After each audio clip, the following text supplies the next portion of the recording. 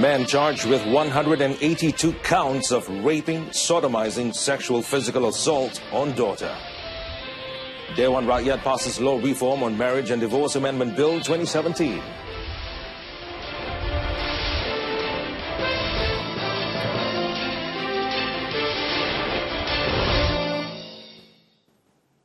Good afternoon, I'm Muhammad Amin and you're watching News on 2. The Special Court on Child Sexual Crimes yesterday charged a man with over 182 counts of sodomy, rape and sexual assault against his 15-year-old daughter.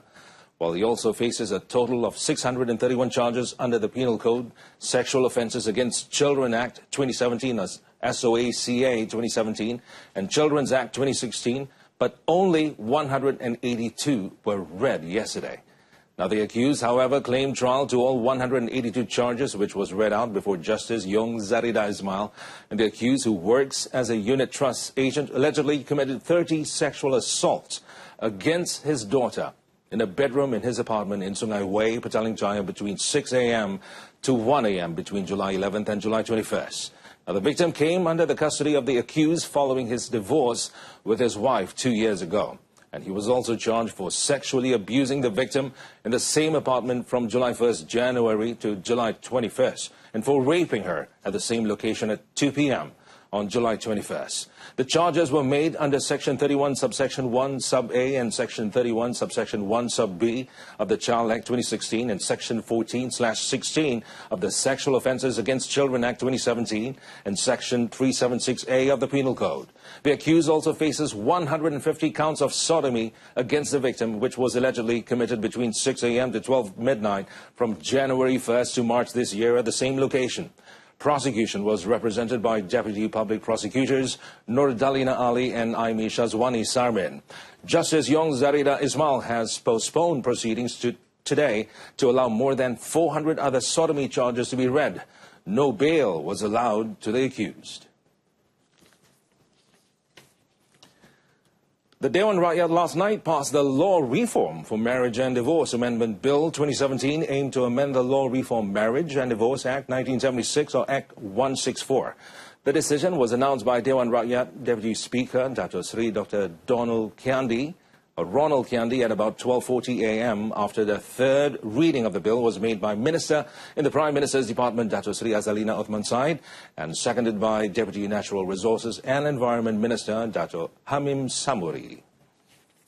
In winding up the debate, Dato Sri Azalina said the postponed amendments in the marriage bill will still allow a new Muslim in a civil marriage to file for divorce after the religious conversion, so that it would not be in conflict with the provisions of Clause 1 of Article 4 under the Federal Constitution. The amendment will enable the surviving spouse, children and parents of the Muslim convert who dies before the divorce goes through to claim matrimonial assets. And Dato Sri Azalina also called on Muslim converts to not hide behind Sharia court judges in the name of Islam, but to divorce their spouses responsibly in the civil court. Well, PDRM operatives from Bukit Aman's Counter-Terrorism Division, or E8, mounted its second round of raids in Cyberjaya last night to smoke out possible foreign terrorist fighters who could be hiding in the country. And Bukit Aman Special Branch Counter-Terrorism Division Assistant Director Dr. Ayub Khan Maidin Pichai said the operation, which started at 9:30 p.m., was carried out ahead of the Kuala Lumpur 2017 SEA Games to ensure the games ran smoothly. And speaking to reporters during the operation, Dr. Ayub said Cyberjaya was chosen because there were many Arabs, such as Syrians, Iraqis and Africans, who are likely to have links with foreign terrorist fighters residing in the vicinity. He added that those suspicious individuals will be taken to the Sepang District Police Headquarters to conduct checks with Interpol data and the Immigration Department to ensure they were not listed as terrorists. The Atomic Energy Licensing Board, AELB, also rendered their support by lending their personal radiation detectors, or PRG, to search for nuclear and radioactive materials in the operation. Well, 3 individuals have given their statements to the Malaysian Anti-Corruption Commission, MACC, on the purchase of a luxury hotel in Kensington and Sarawak by Felda Investment Corporation, FIC. And among those who gave their statements was a former board member of FIC, while the other 2 are a director in Felda and a legal partner of a lawyer who had handled the documentation process in the sale and purchase of the hotel. Well, 70 individuals have so far testified in the case. 9 individuals, including a former FIC CEO and the former special officer to Felda's chairman, who were believed to be involved in the purchase of the hotel, were also arrested. MACC Investigation Division Head Dato' Simi Abdul Ghani stated that there would be more arrests. The Commission has opened an investigation paper on the purchase dealing involving a 4-star hotel in Kensington, London, and another in Kuching, Sarawak, between 2013 and 2015 by FIC. The hotels were paid for at a much higher price than the original price, causing the Felda subsidiary company to lose millions of ringgit. It was reported that a company who had become a third party in the sale and purchase of the hotel in Kensington had raked a 78 million ringgit profit from the transaction. The Companies Commission of Malaysia, SSM, and police raided the headquarters of a date palm farm on suspicion that the scheme may be illegal and not registered with the Commission.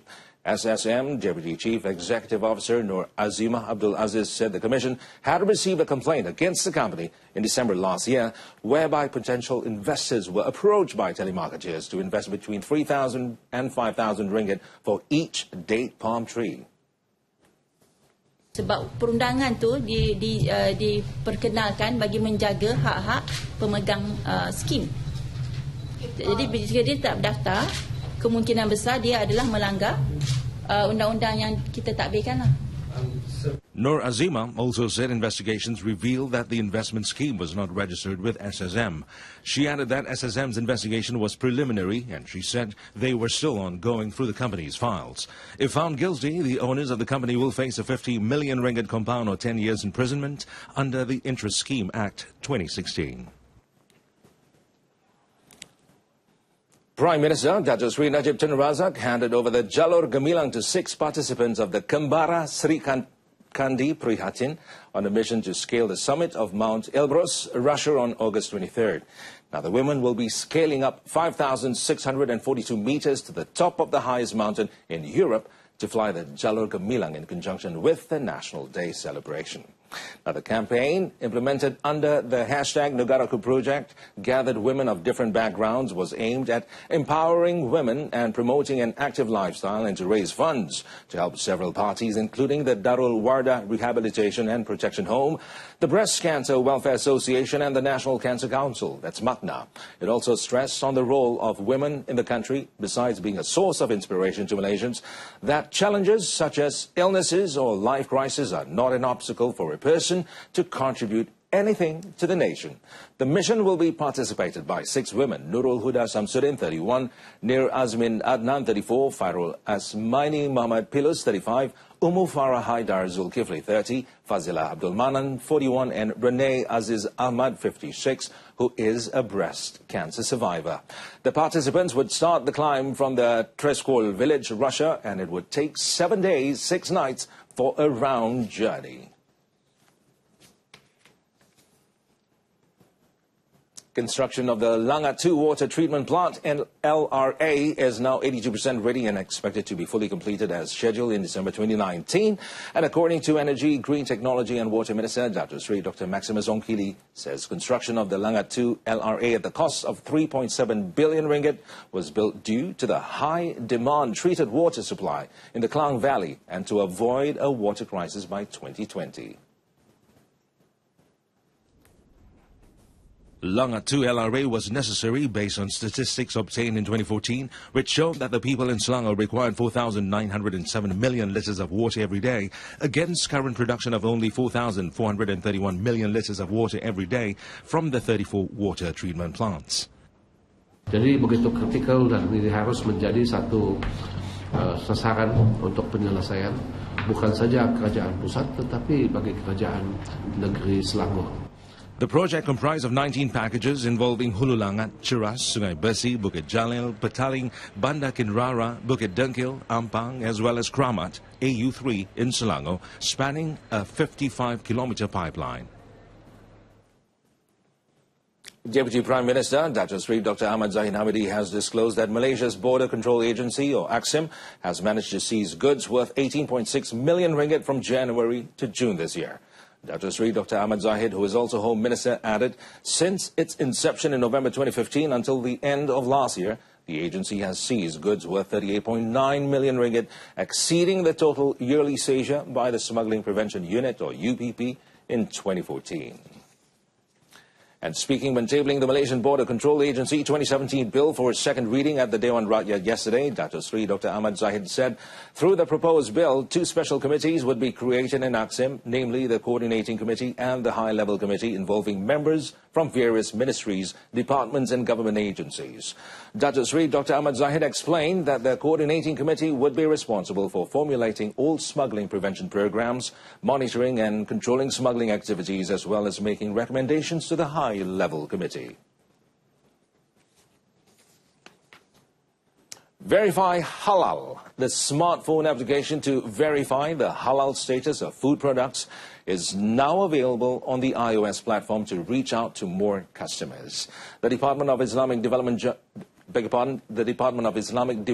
Malaysia, JAKIM, approved the app. Allows consumers to constantly verify the halal status of a product simply by scanning the barcode of the product via their smartphones.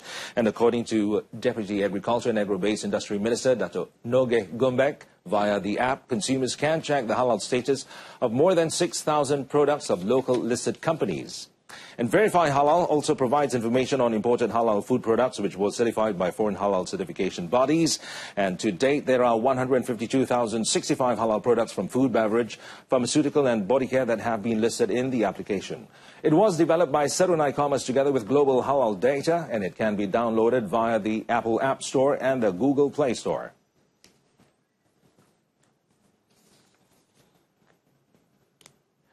An 8-year-old girl in Terengganu has died today after suffering from a severe allergic reaction to bee sting. Iridina Batrisha Abdul Wahab Al-Hadi died at the intensive care unit of the Sultana Nur Zahira Hospital, Kuala Terengganu at around 2:30 a.m. And the body was brought back to her home in Kampung Batu Tiong, Dungan, for burial. And yesterday, her sister, Ifria Darwish, 3, died also due to the reaction of a bee sting at Dungan Hospital at around 10 p.m. And both sisters were attacked by a swarm of bees at around 6:30 p.m. yesterday while they were playing outside their house with their 6-year-old brother, who managed to rush back home to inform their mother. Well, a factory and chemical storage facility at the Subang High-Tech Industrial Park was destroyed in a blaze early this morning. And the 4:30 a.m. incident in Jalan Milan generated a giant column of thick black smoke, which was visible kilometers away. And the Selangor Fire and Rescue Department Assistant Director for Operations, Muhammad Sani Harul, said they received the emergency call at 4:41 a.m. And immediately a team of 33 firemen in 5 fire trucks plus a water tanker were dispatched to the scene. And the fire quickly spread and destroyed close to 90% of the 2-story buildings. Muhammad Sani Harul said the firemen managed to control the blaze by about 8 a.m. and no casualties were reported.